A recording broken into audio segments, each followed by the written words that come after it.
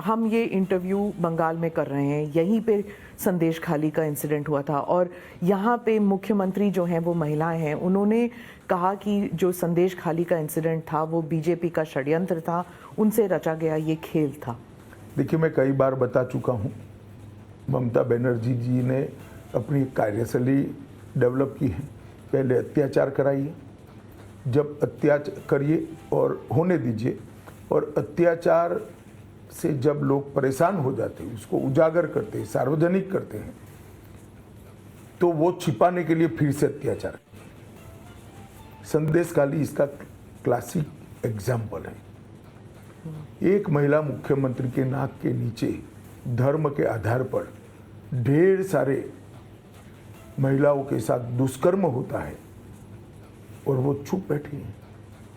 High court को intervene करना पड़ता है दोषियों को पकड़ने के लिए, उसके बाद भी जांच ठीक से नहीं होती है तो सीबीआई को हाईकोर्ट देती है। उनको शर्म आनी चाहिए।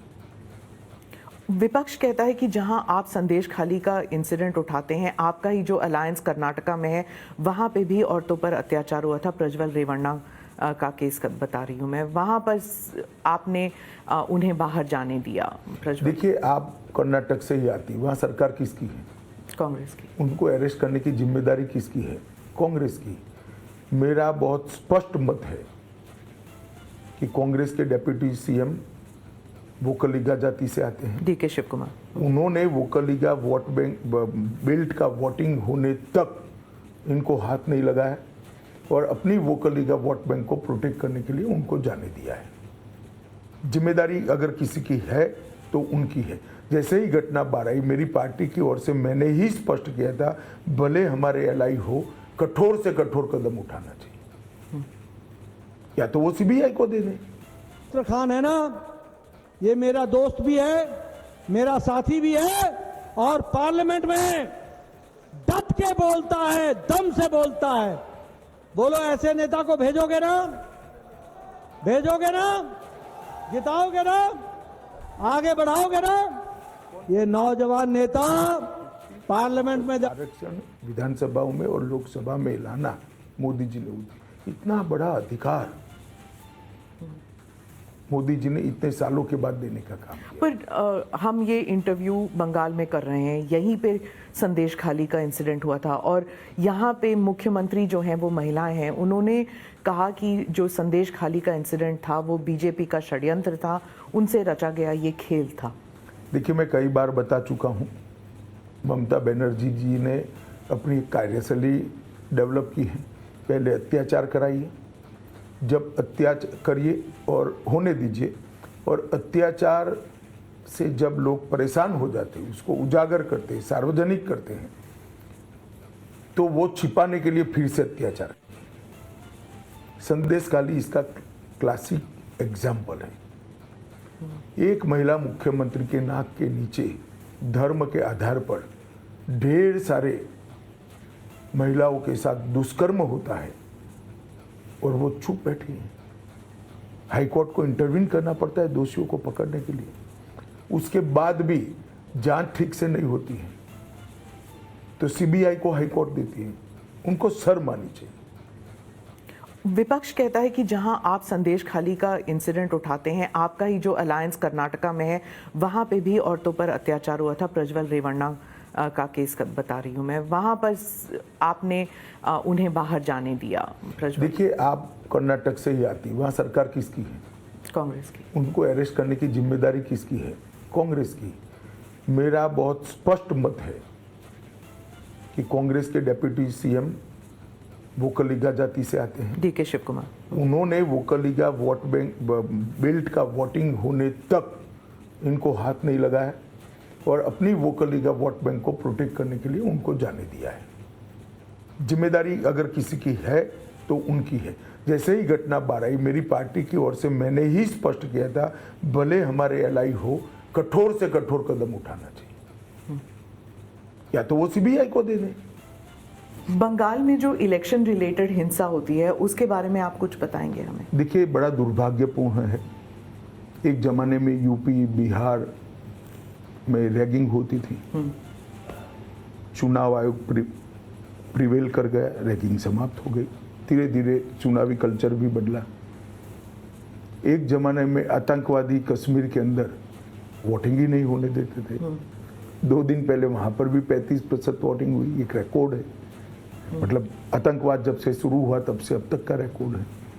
परंतु बंगाल एक देश का एक हिस्सा ऐसा रह गया है और इसके लिए जिम्मेदार टीएमसी सरकार है, जहां चुनाव के बाद भी हिंसा थमने का नाम नहीं लेती है। गत विधानसभा चुनाव के बाद 10 दिन में 53 लोग मरे। चुनाव की बाद चुनावी हिंसा छोड़ दीजिए, पर यहाँ हाईकोर्ट ने ऑर्डर करना पड़ेगा। आप व्हाट्सएप पे पर्चा डाल रहे हो, जब पार्टी की एक्सपांशन की एक्सरसाइज चलती है, नीचे कोई दूसरी पार्टी के कार्यकर्ता बनते हैं तो उनको लटका दिया जाता है। कोई टीएमसी छोड़कर यहां आएगा तो उसको फांसी चढ़ा देते हैं और कहते हैं आत्महत्या कर दी। मैंने ऐसा दृश्य कहीं नहीं देखा। एक जमाने में केरल में भी हिंसा होती थी, परंतु केरल की हिंसा मारपीट वाली होती थी।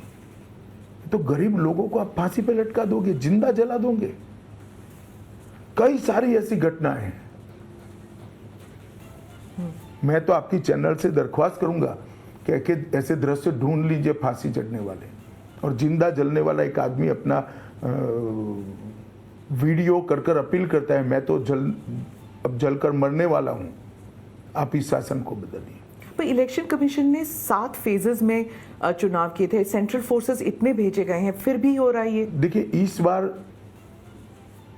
पहली बार चुनाव के दौरान हिंसा नहीं हो रही, मगर गत चुनाव में भी चुनाव के दरमियान कम हिंसा हुई। जीतने के बाद ममता जी ने हिंसा का तांडव खेला और कहिए हमारी तो शपथ ही नहीं हुई। तो वैक्यूम पीरियड जो है उसका वो उपयोग करती है। मैं मानता हूं वैक्यूम पीरियड में भी इलेक्शन कमीशन ने सुरक्षा की चिंता करनी चाहिए, क्योंकि शपथ के बाद तो उनकी कॉन्स्टिट्यूशनल रिस्पॉन्सिबिलिटी होती है। जब तक वैक्यूम पीरियड है इसकी चिंता करनी चाहिए। ममता बनर्जी जो हैं वो हर एक रैली में कहती हैं कि सीए का फॉर्म मत साइन कीजिए, आपको नागरिकता नहीं मिलेगी, और आप कहते हैं कि डरना नहीं चाहिए। सत्य देखिए, आज ही मैं आपको एडवांस में समाचार दे रहा हूं। दिल्ली में प्रथम 300 लोगों को नागरिकता मिलने जा रही है। सीए देश का कानून है स्मिता जी, और इसको इस तरह से झुठलाया नहीं जा सकता। जो हिंदू, सिख, बौद्ध, जैन, क्रिश्चियन भारत, पाकिस्तान, बांग्लादेश और अफगानिस्तान से आए, वो सारे लोग 2014 के पहले जो शरणार्थी बनकर आए, उनका अधिकार है, डॉक्यूमेंट हो न हो उनको नागरिकता मिलेगी। आपने कहा कि अगर बंगाल में बीजेपी को 30 से ज्यादा सीट मिलती है, 30 या उससे ज्यादा सीट मिलती है, तो ममता बनर्जी की सरकार नहीं रहेगी। ऐसे कैसे? उनकी खुद की सरकार में उनकी कार्यपद्धति और भतीजे को तवज्जो देने के कारण ढेर सारा असंतोष हम देख रहे हैं, और जनता का जनादेश अपने आप में बहुत महत्वपूर्ण चीज होती है। एक बार जनता का जनादेश कंप्लीटली इनके खिलाफ जाएगा, बंगाल के अंदर निश्चित रूप से हमें कुछ करने की ही जरूरत नहीं पड़ेगी।